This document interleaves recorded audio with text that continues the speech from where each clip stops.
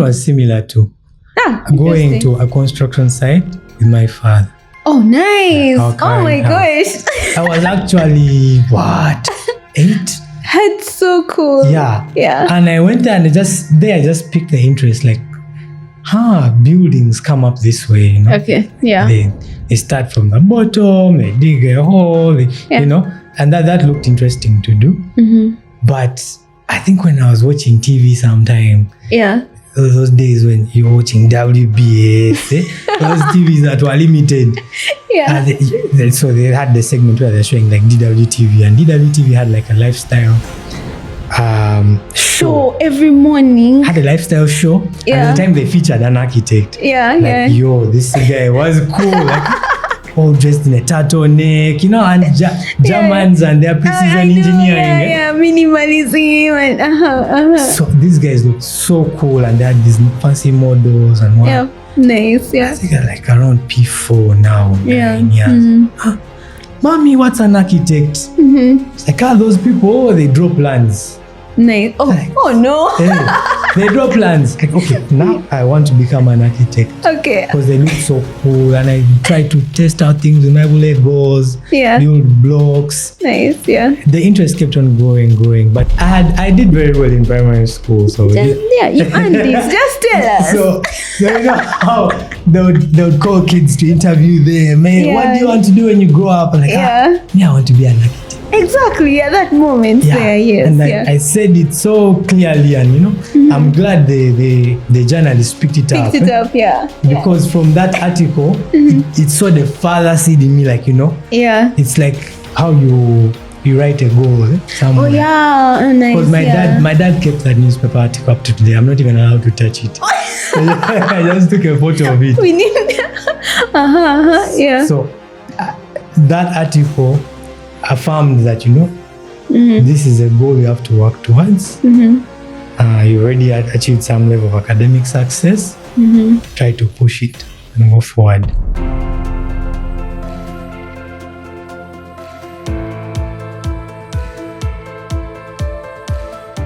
Hello, welcome to UG Texture series. This is quite an interesting one for us.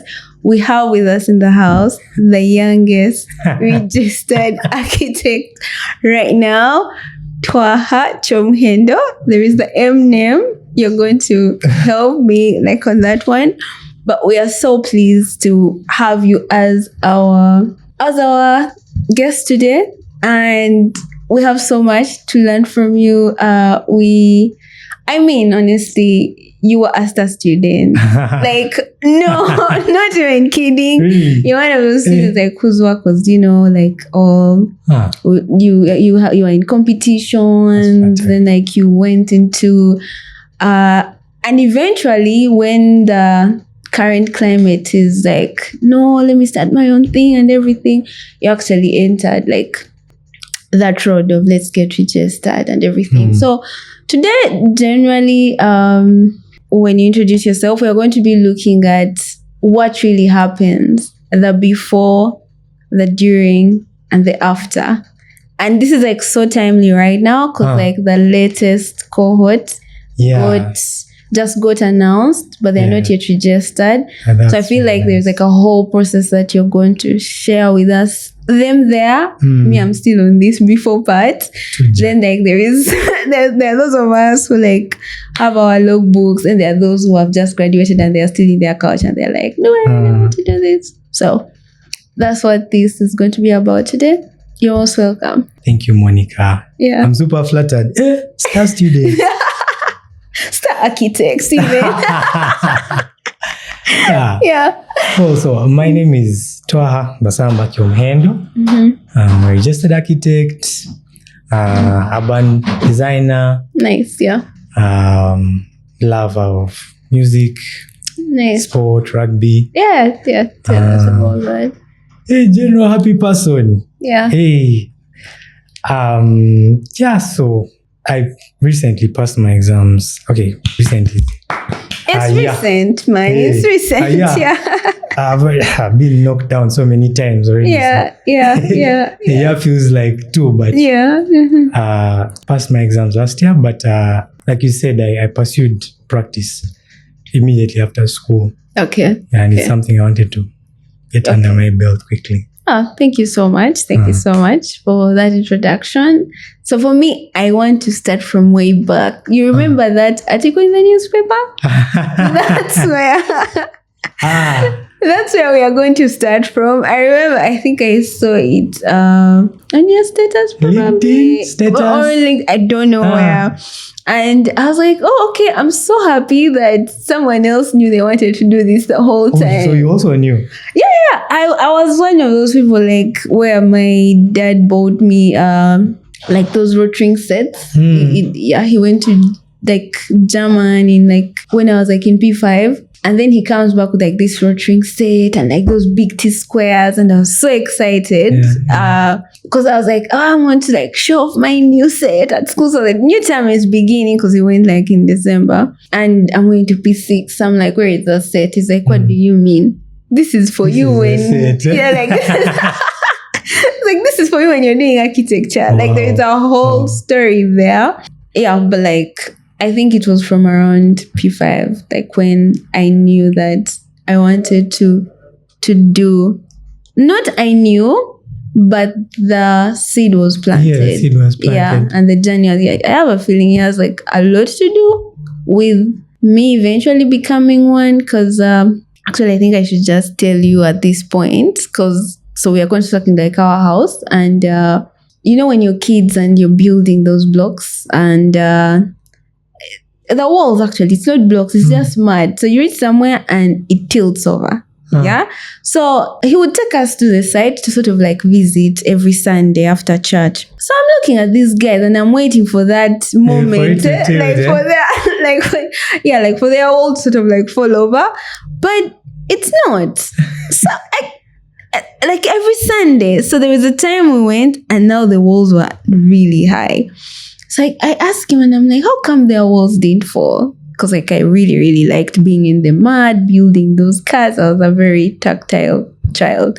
And then he's like, well, there is an engineer who is, helping. So by that guy in the blue hat with the big joints. I'm like, you know what? I want to be an engineer because I want to be able to know how to put up these things. And I don't know if he was not okay with that, but I just remember the time him coming back and being like, you know what? Actually, remember those big papers he had? There's someone called an architect. They are the ones who drew them. They made every decision here. I'd never heard of the profession. I'd never heard of the word architecture. But forgive me for where I studied, because man, in P5 you have to be knowing what architecture Not always, is. But well. Yeah, so and like in that moment, it sounded so enigmatic. You know, like I just thought of like this person. I don't even know them, but they're making the decisions. They're the ones who are deciding that this wall will go up. They're the ones who are helping teams to actually know where what will be and everything.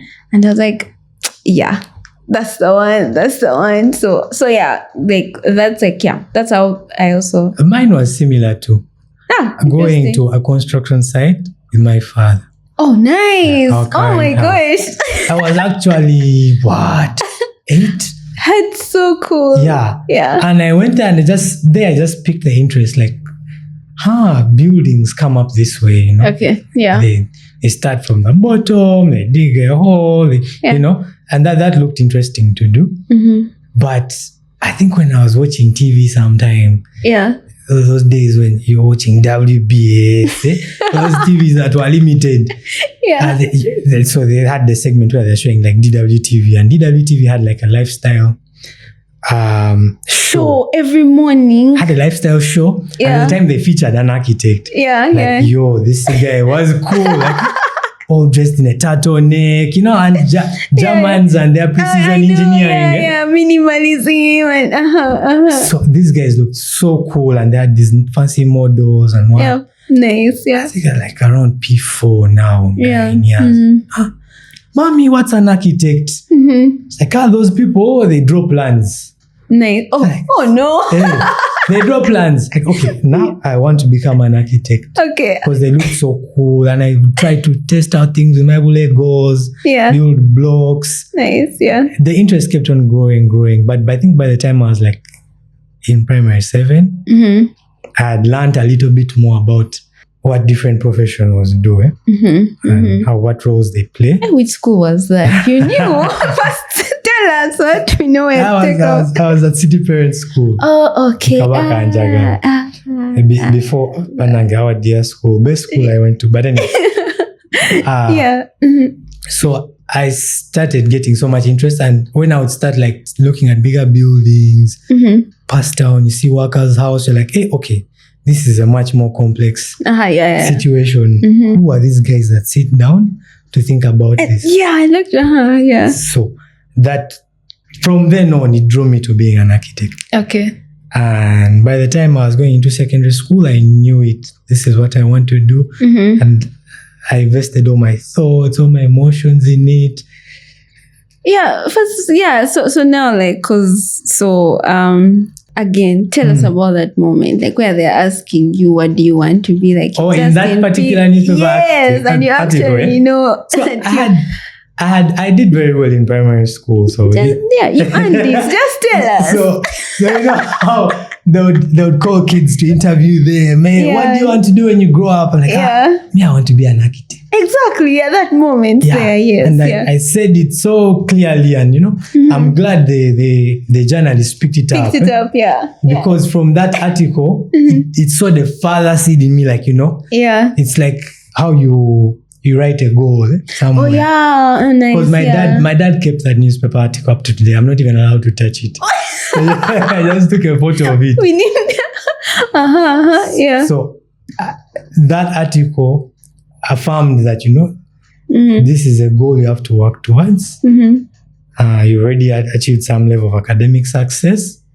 Try to push it and go forward. Nice. And as I went through school, of course, we were learning so many things. Of course, So now you're like in secondary, and but somehow God aligns my talents to those of an architect. What are some of those? In school, I was good at maths and art. Nice, perfect. Basically, those are my best subjects. For anyone who thinks it's TP, like you. Well, okay, it's a bit more complex than that, but I know, for me, art and maths came naturally to me. Art because I could express myself, maths because it was logical and just came easy. Such a perfect balance. It just came easy to me. The other subjects were just sort of carrying along. I just learn the arts, history, geography to get a general knowledge. And understand things, physics and the likes. But I did well in those particular subjects in O level. I was in King's College, Budo. Then in A level, I went to Namiriango. Oh yeah, I didn't know you were in King's College. Yeah. You also I know. I was there for O level. I know I talk for those people right now, but it was a good place, and that's where I started my academic career. Then in A level, when I was zeroing down, so I did physics, maths, and technical drawing. Fast. Physics, math, yes. In S5. And now this is strange because in O level, I'd actually done fine art. Yes. But I got a credit 3. And I was so disappointed. I'm like, this seems so hard to pass. And unlike other schools, in Budo, I used to see people transfer to technical drawing in A level, but still get A's. Yeah. You get it? So it seemed like easier, for lack of a better word. So I decided to do technical drawing. Yeah. In S5. Now, the introduction was not so harsh. It's really just teaching you to document objects or things. So you think 2D, 3D. It's a good subject, really. Direct stuff. But it was not as I wouldn't say draining, but it was not as hard as people imagine it to look, because they just see papers and what? Big papers, big T-squares. Yes. If you can perceive 2D, 3D space, you pass TD. But also, that sounds like something like a good artist would say. Like how like how perception is it's already happening in your mind. So if you're introduced to a world where you're now supposed to separate like 2D and then the 3D, it's easy. But then like for someone who does not have that perception, okay, the reason why this is really important is because architecture is actually a balance of art and science. I think like, like you need the art and you need the science. You need the art because of perception, understanding culture, and expression, thinking, creating, amazing things. And then you need the mathematics because you have to understand how will like the logical aspect. Okay, I've designed this really beautiful design, but how is it going to come together? Where will the wall sit? Where is the bed going to sit? What's the space where this person is going to pass? How much space in between do I need? Okay. So you have to have an ability for those who want to be architects and you're watching this, or those who want to force their kids to be architects. Please don't do this. But like that's why it's important. So that training is important. So hence the conversation we're having right now. So maybe that's why like the TD was coming easy for you, but I don't think it's because it's easy. Well, maybe. But the interesting twist now in that story is in 2012, when they were admitting students to Makerere for architecture. For some reason, historically, it had always been that they wanted to take students with technical drawing and art. In that particular year, 2012, they scraped off technical drawing. That was the year. I don't know whether lecturers complained or something. But when we were filling in Punjab, when the guys above us were filling in Punjab forms that year, they only wanted mathematics and fine art. And I was already in the TD class. Yes. And I wanted to be an architect. I didn't see my parents getting resources to take me to another university. I also wanted to go to Makerere. So I was like, man, I'm not going to enter MOOC if I don't do fine art. So I went to the director of studies at that time. I told him, sir, I'm doing TD, but this has happened. I want to switch to art. The guy was so actually like, no. It's not change connection. Mr. Langoya. Like S5. That's like at the end of not S5. You focus, stay on your books. I was like, this guy is joking. I went home, I told my dad about it. He was not in support of it because he would see me disrupting my academics, obviously. But my dad is in academia. He's also a lecturer. Good. And he at Makerere, So he's a bit more flexible actually than people imagine. He let me have free will with most of my academic decisions. So he trusted you. If you're sure you want this, go on. But you have a lot to catch up. So the year ended. I passed, I went to A6. By some luck, I don't know how. Mr. Langoya, DOS of Namyango College, was transferred that year. I think he went to be a district education inspector or something. I don't know if I should say nice, but nice for him. Nice for me too. You. Yeah. And the DOS changed, and there was a new DOS. Miss Gloria Robujiri, Mrs. Ocheng. And the next year I came back to her and I explained the situation. I've already talked to the art teacher. I'm willing to learn and what. She was like, if you're serious about this, for me to eat. For her, she had a different attitude from Mr. Langoya. And in hindsight, I don't blame Mr. Langoya because teenagers are erratic. Their minds, they change their minds all the time. But she was supportive and I enrolled in the art class. Nice, and I think the art teacher was enthusiastic for me to join because he knew you were a good student. He knew I was committed. And also there were a few students doing art at that time. Because that same year is when people were transferring from doing 4 principles to 3 principles. 3 years. So he had very few students. and was looking to have some more in his class. Yeah. So I switched from TD to art in S5 going to S6. And I put in the work. It felt a bit, I felt like I had a bit more free time because technical drawing was a bit more demanding in the assignments. Art too, but I think maybe because it's the way maybe you're having fun. Yeah. It was a little bit less tedious for me. Yeah, okay. And I adjusted pretty well quickly. First term I was getting fair grades, B's. By the time we're getting into third term, I think I'd polished. Actually, I used to spend most of my time in the art studio. Nice. I had that thing like during day.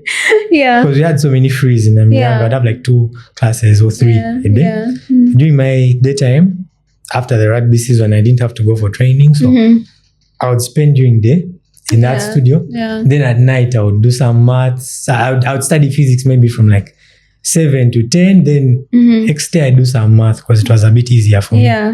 Nice. Okay. You're a very self-driven person. I just still had this goal. I want to go to art school.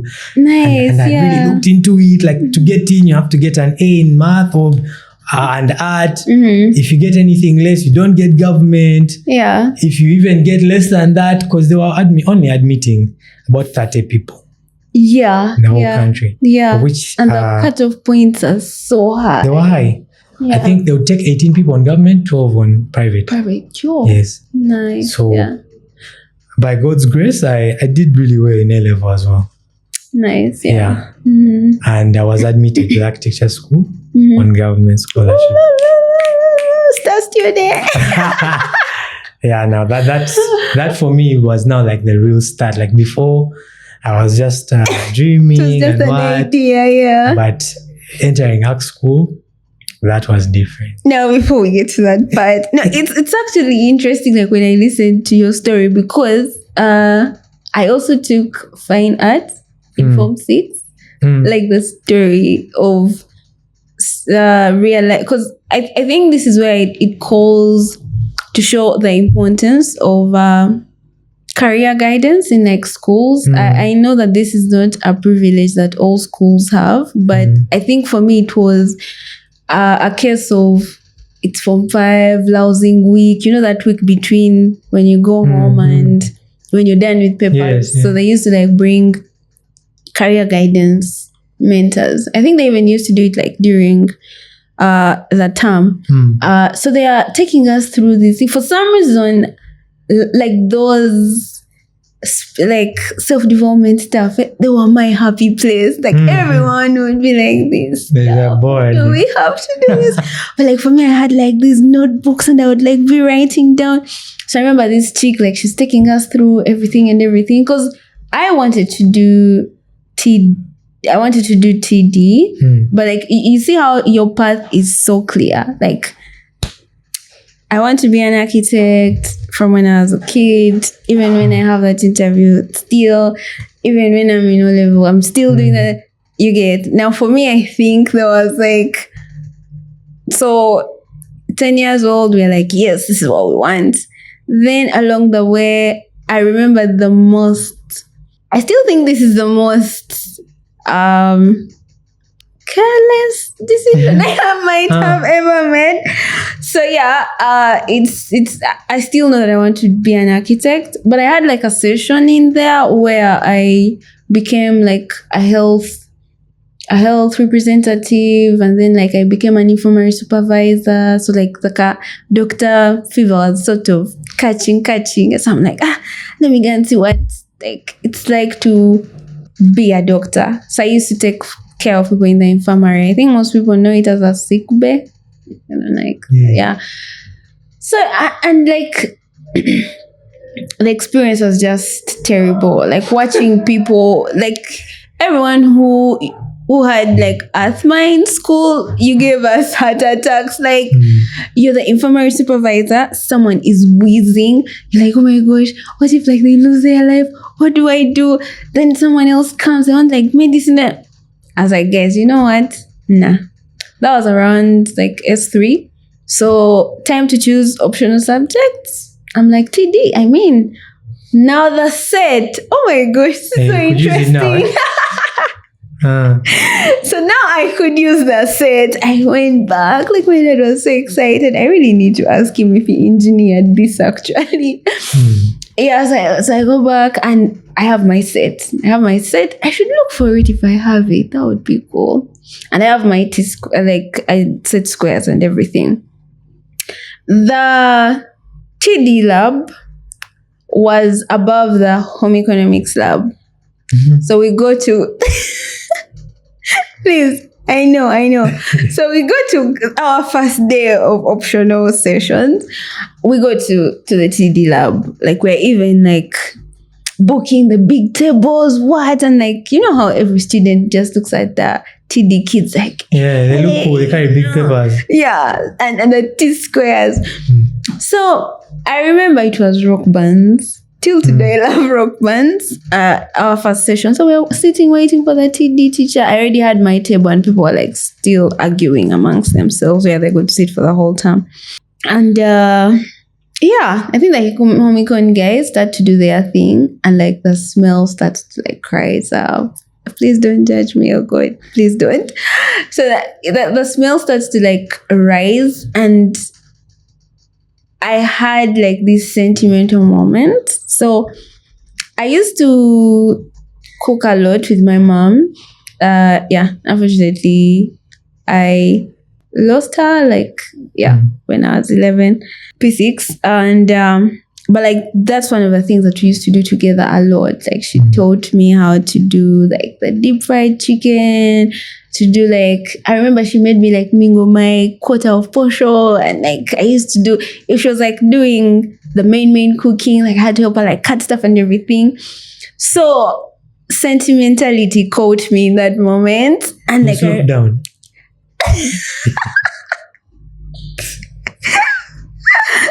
Yes, I did. Like in that moment, I remember my thought process going like, you know what? Maybe the thing you're talking about, like teenagers swinging pendulums, maybe I don't have to be an architect. Maybe like this is a chance for like me to learn all the dishes like my mom wanted to teach me. I can't believe I'm finally telling this story to the public, but yeah, so let me go. But I can always be a chef and everything. You guys, I literally got my books. I gave out my A3 book. I left the table. I didn't tell anyone anything. I went to the home econ lab.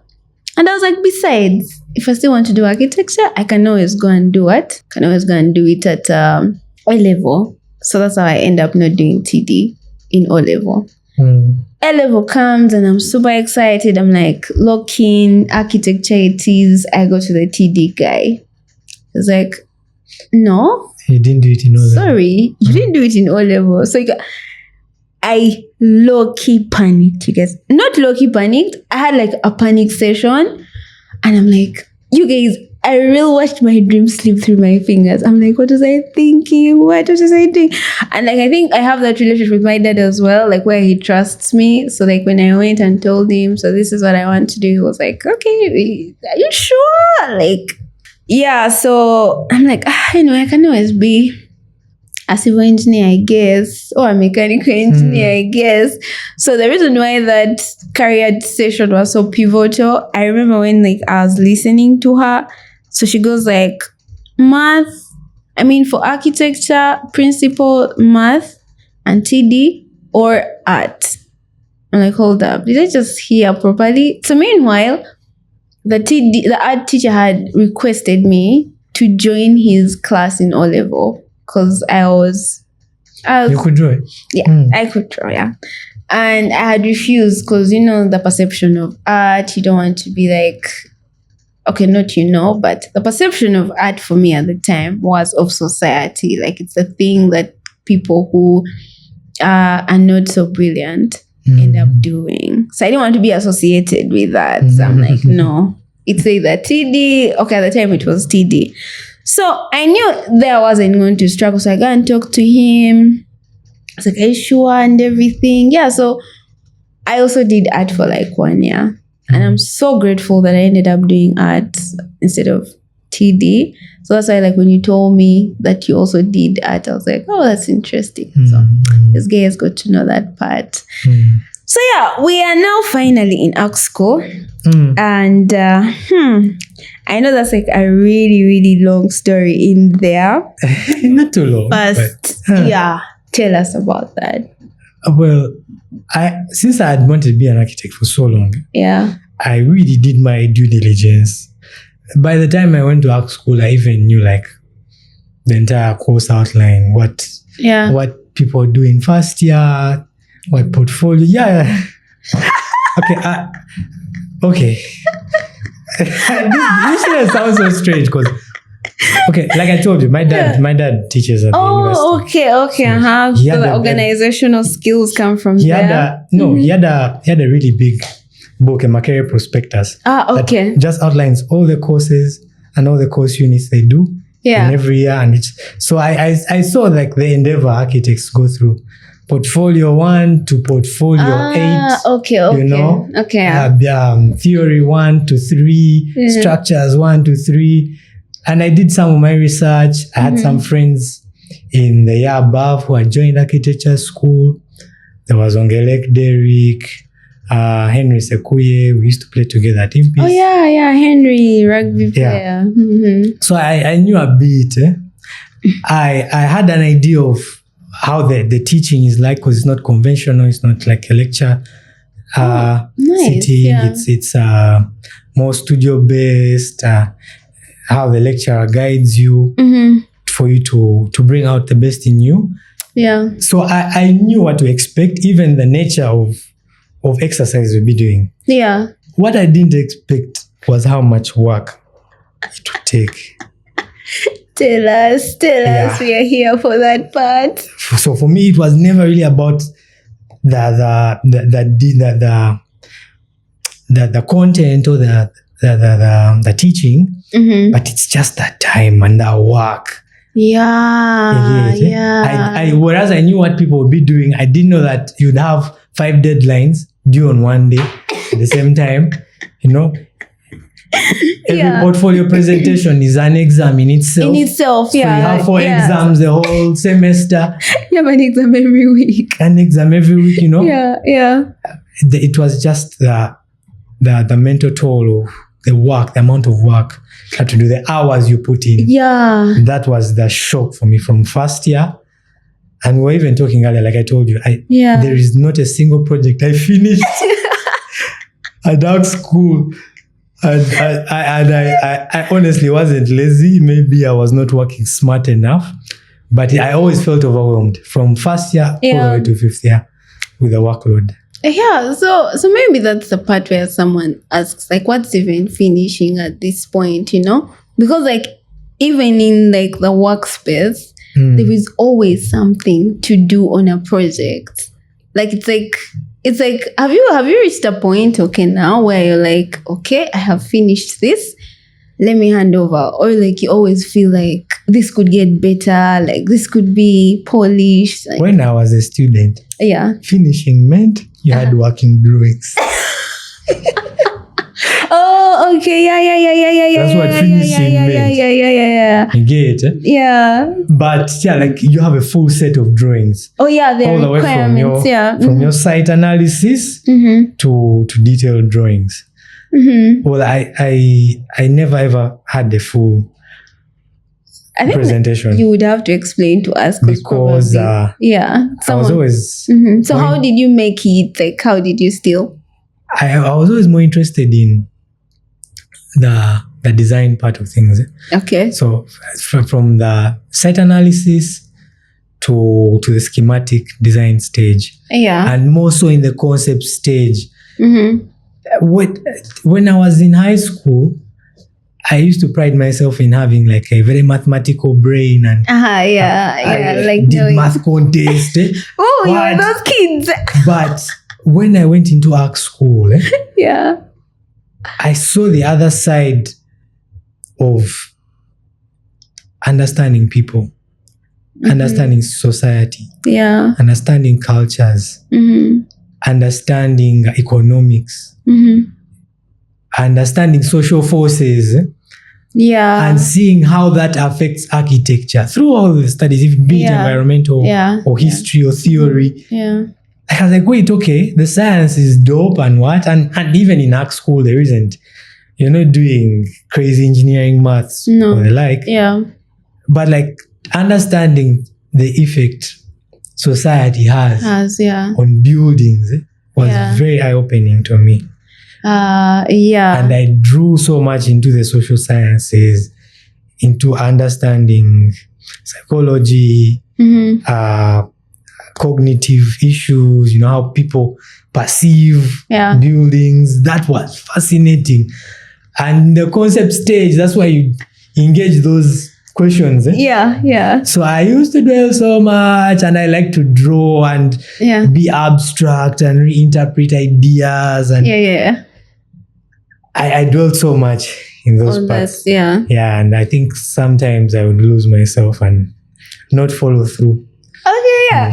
I think that's where like the lecturer in me now wants to sort of explain, because I'm sure like there is someone out there who's asking themselves, what is what's site analysis to schematics, you know? Because like like you told us like you told us when you asked your mom who was an architect, she said the person who draws plans. But now what he just explained, I would like to reiterate, and it's like the things that influence what the design eventually looks like. So there is always the idea that as long as I draw walls and I have those spaces, that's all I need in order to create a piece of architecture. But like he just explained to you, you have to understand how people live. What is the site, you know? Like what's the site? What's the character of site? I think you guys were like better at that. Like who are the neighbors? What is the project? If it's like a public building, what character do you actually want this building to have? What kind of influence do you want it to have? So like there is a lot of things to understand about you who's going to use the building, the placement of your building, the effect of that building on your neighborhood, not just in the practical sense of drainage, but also like from a social cultural a social cultural point.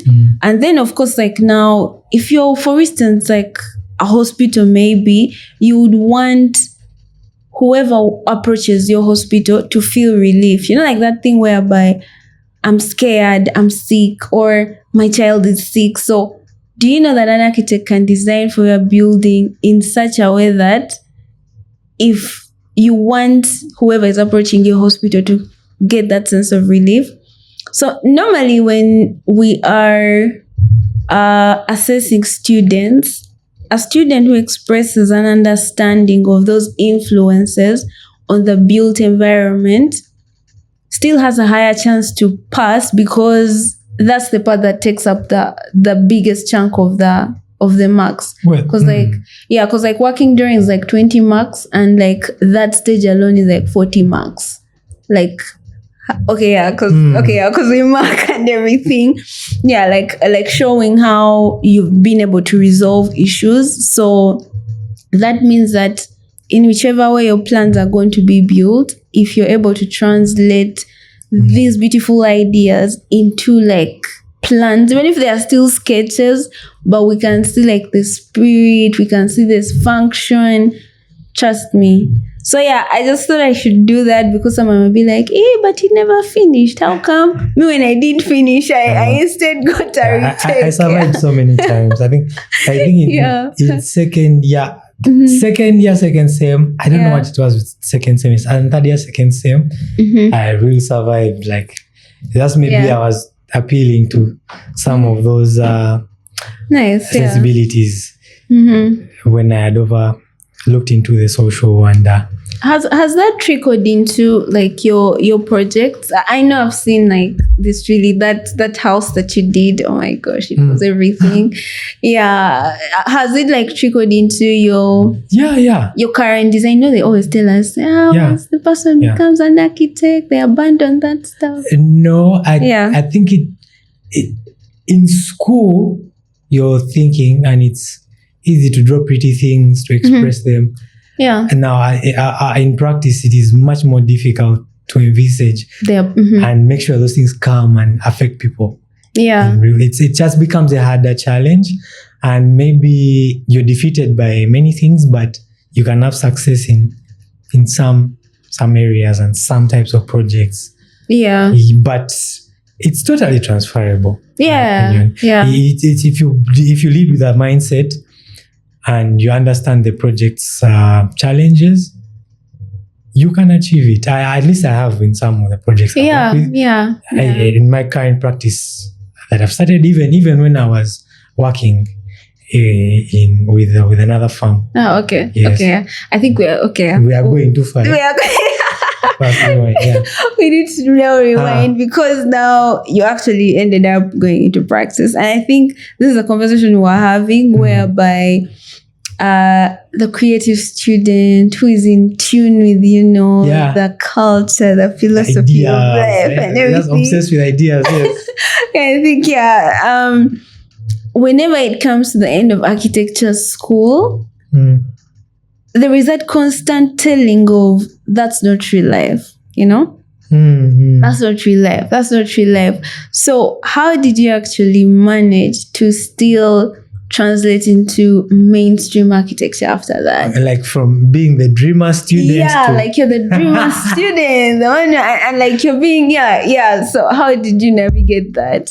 Okay, well, I did try to interrogate some of those issues. Like I knew when people leave school, sometimes they sort of abandon that path. Yeah. I think one of the influences I had on me was taking part in the Holcim Awards. Oh, yay. Yeah.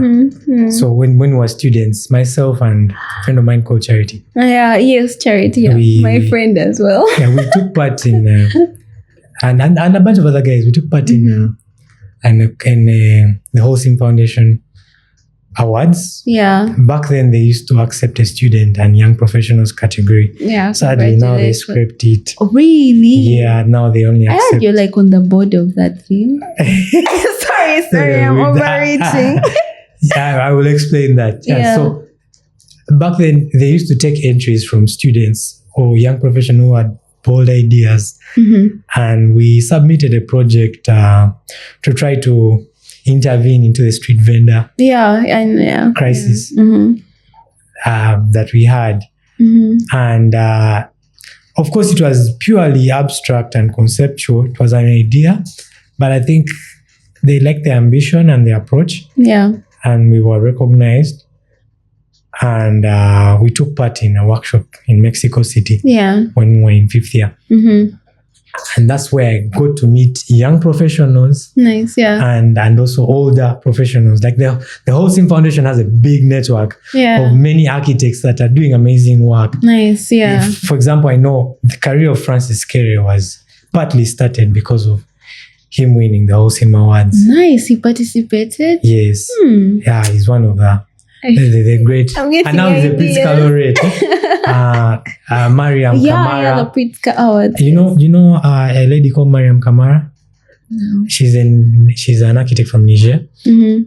And meeting actual people in the real world, trying to pursue those ideas. You get that was nice. It gave me inspiration and made me realize, you don't have to abandon practice. You that's powerful. And when issues are very large, you don't try to eat up the whole cake. Like you just bite bit by bit. Try to make changes. That's really where you can. So seeing people in such a forum, like tackling social issues, environmental issues, economic issues, sustainability issues in a creative and still striving for very ambitious aesthetically easy like you don't abandon one for the other. It gave me hope, and I knew I wanted to go mainstream. It showed you that this is possible. Nice.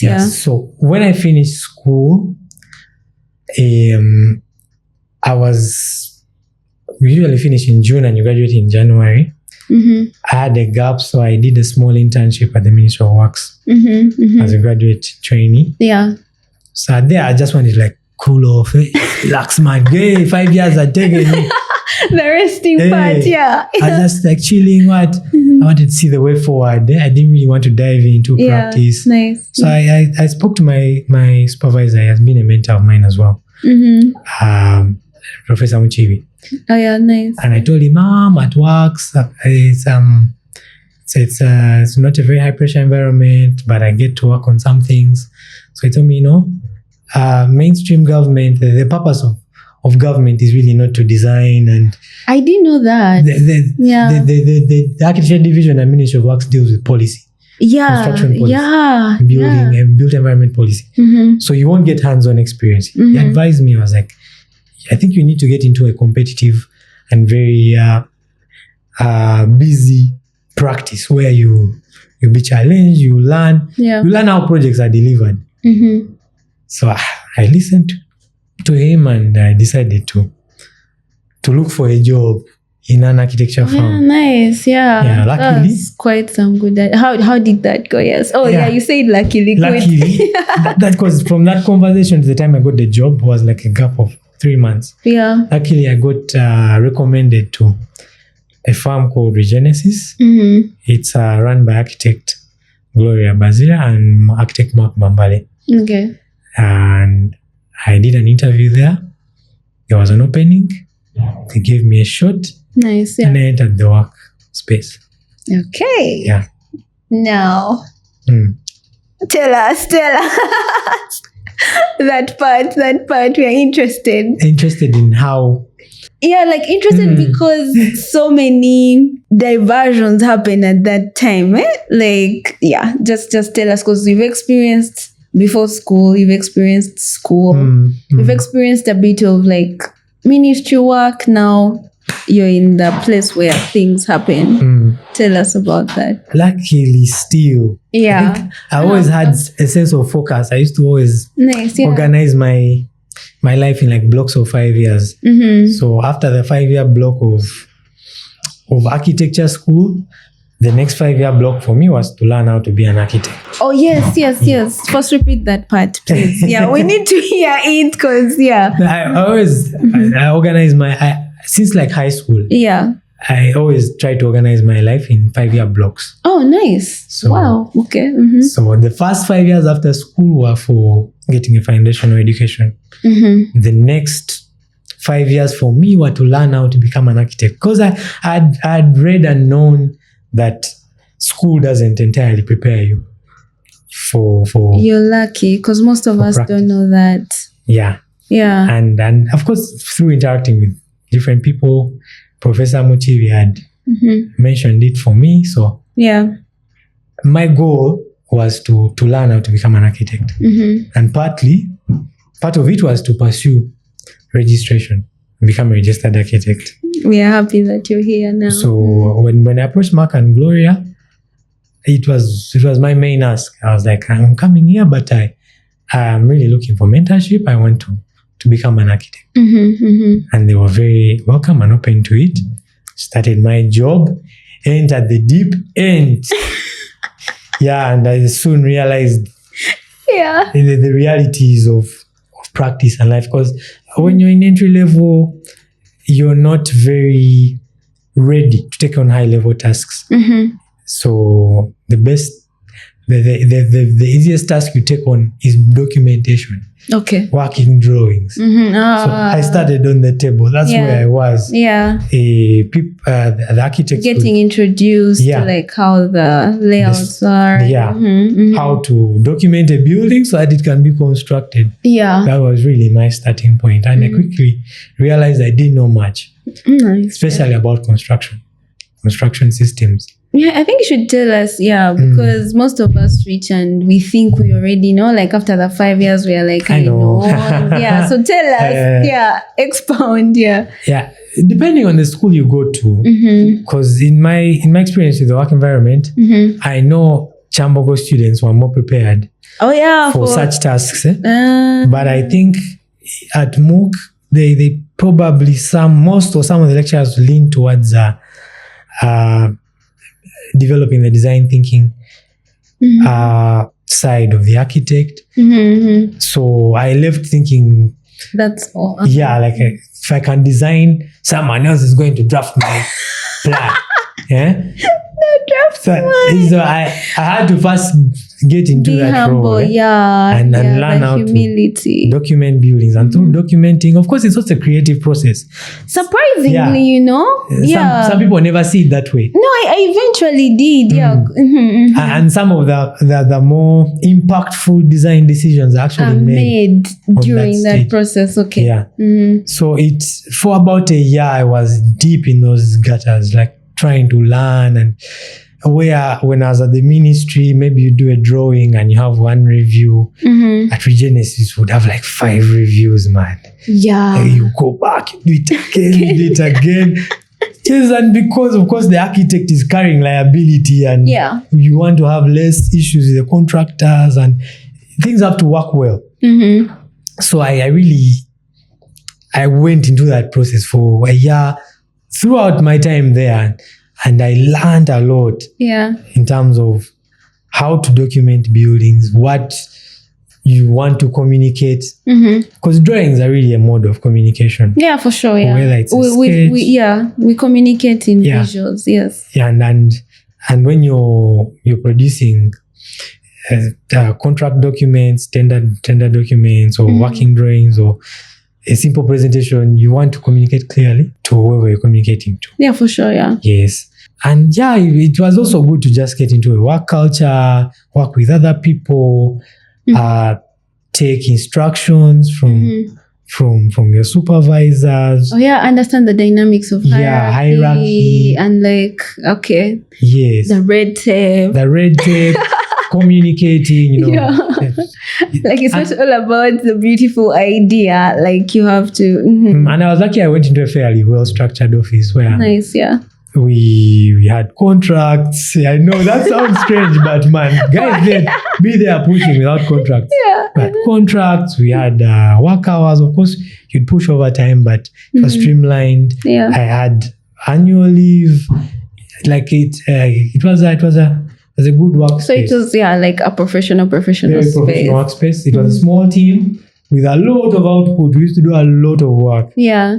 But I think the way they had structured the studio was to do it that way. Yeah. And because it was a small team, I was able to touch many facets. Yeah, many facets of the design process. Design process and practice. Even to things like client acquisition. Nice. Okay. Like my 9th month now. Yeah. I think I'm still in the working job. Client acquisition. Understanding how the studio actually makes money. Oh, okay. Delivering drawings, concept designs, dealing with other sub-consultants, a bit of contract management as well, dealing with contractors, regulatory authorities. That was a good one. Yeah. Because from there I really learned about the legal regime. I remember my first PJ I did. They brought me forms. I'm like, but what are these forms? Don't understand where that documentation comes from. The law leading to it. It was a good experience. Very good experience. That's really, really amazing. I think I'm like in my 9th month now, because I'm also like undertaking that training.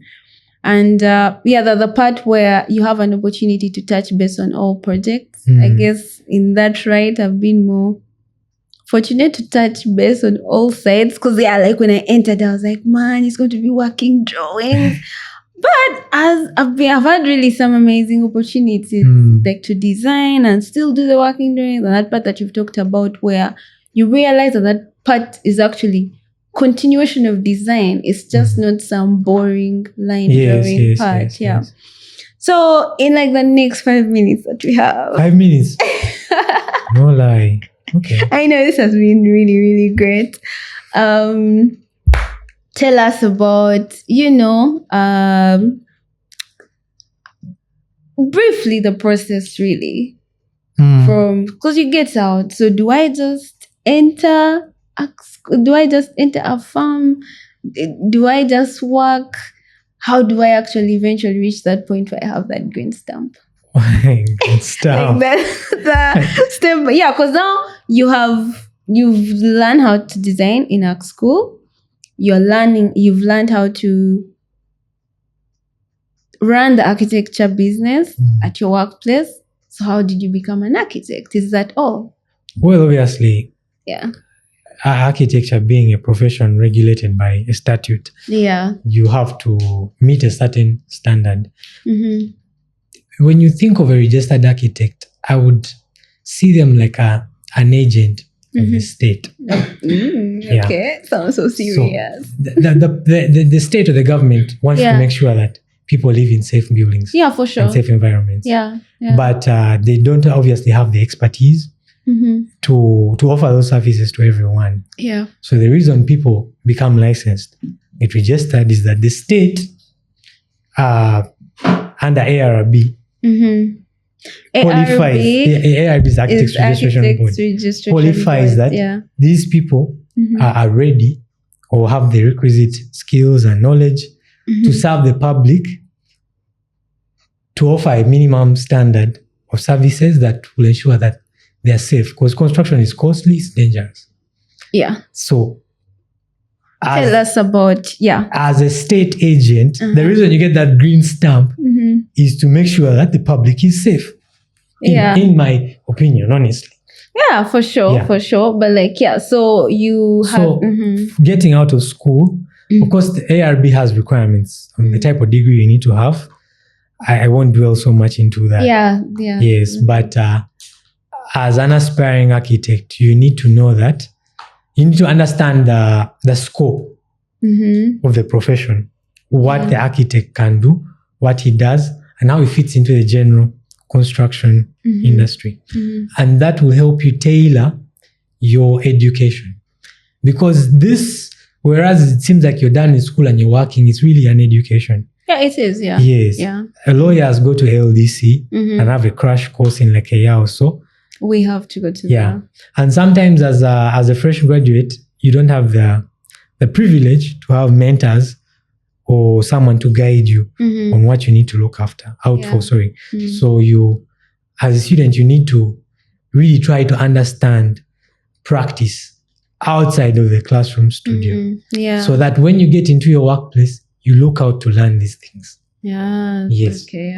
Yeah. So because we have the Uganda Society of Architects, where you have to register as a graduate architect. The Uganda Society of Architects is a body that brings together professional architects or people within the architectural sphere. Yeah. It's a lobby group. So you need to be part of the club. Yes. Yeah. So how did that go for you? So you registered? I registered, I think 6 months in. The process took long, maybe like another 6 months. Yeah, to finally get verified. Yeah, I got my graduate membership at the end of December 2020. So I officially started training in 2021 January. I think I need to emphasize that part. You were already working, but after being verified by the Uganda Society of Architects, that's when you're officially working. Yes. So why he's saying that is because now your time of training that is recognized by, when you're filling that logbook is after you have been registered. So please, if you graduated. If you really intend to. But some people may take time to find themselves, which is okay. I'm just saying, even when you're taking that time, just register and take the time you need, but when you're already in the system. It's good to be, because also you plug into a network of professionals, because being part of USA is not just to get a green stamp. It's really also to be in a community of and professionals. You're part of, yes. Yeah. So when I got the logbooks, I got more intention about training. Yeah. So okay. Nice. That's when I started asking more questions about what this is about. Because there's a section in the logbook about marketing. Nice. Yeah. About office management and So I'm really, really so glad that we have had this whole, like, your story so powerful. Like, it's as amazing as I thought. And of course we will get into the nitty-gritties of the process of registration and the logbooks and everything. But like, I think aligned to you, one of the powerful things that I am observing is that you still have the light. You know, that dreamers, architects light. Like, because most of us, like, by the time we finish this, and like, I think that's why I understand people who don't want to even enter mainstream at all. Like, by the time people get out, they're so done. They're like, I just want to do and do. How have you... Tell us about that. I think it stems from the narrow view of what creativity is. Okay, yeah. Yeah, because many people think creativity in an architectural sense is a purely aesthetic endeavor. Like, yeah. I think it's a bit egoistic in my view. Yeah, for sure. Yeah. It's just my nice design and my, look, I'm cool. I'm the best designer. No. I think I still have that fire because architecture is so broad and so impactful. Yeah. And very, very, very complex profession, and in an even more complex ecosystem. Yeah, for sure. Yeah. So for me, I've not felt like I've run out of my creative juices, because with this project, I always see the obstacles more like opportunities. Opportunities, for sure. Always. And they will always be there, be it funding or terrain or whatever it be, you know. Yeah. Funding is a good constraint to talk about. Funding is, and those are some things that, of course, many people don't think through. Yeah. But being creative doesn't simply mean having pretty drawings. Yeah, and like curves and renders, and you know, it's problem solving. You can be creative in the way you deliver your business. You can be creative in the way you draw. You can be creative in the way you interact with other professionals. You can be creative in the way you interact with city authorities. Yeah, for sure. You know, because it's one of the issues we have. It's the law and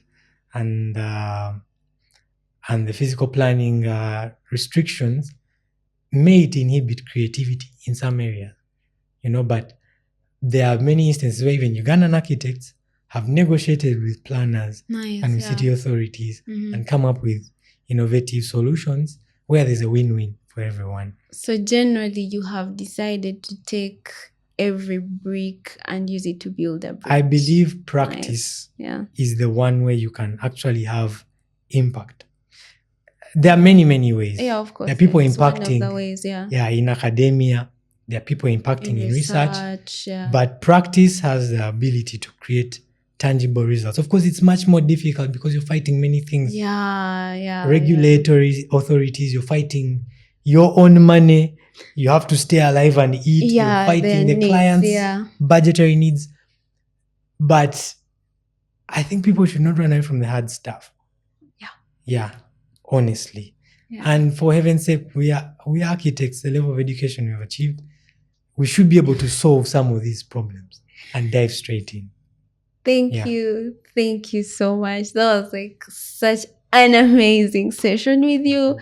So amazing. I really hope we can have you again, because I feel like this was like a tip of an iceberg. Thank you so much. And this was profound. I hope you find it as profound as I did. It was quite a powerful session. How do we reach you? Socials.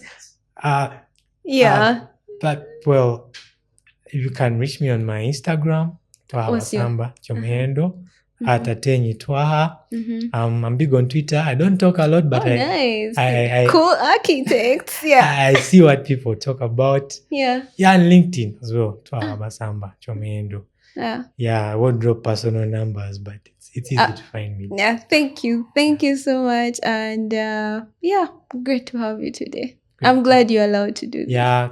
It finally came out of the chat after a year. What are your part 2? Part 2 for sure. Hope so. Thank you. You're welcome. Yay.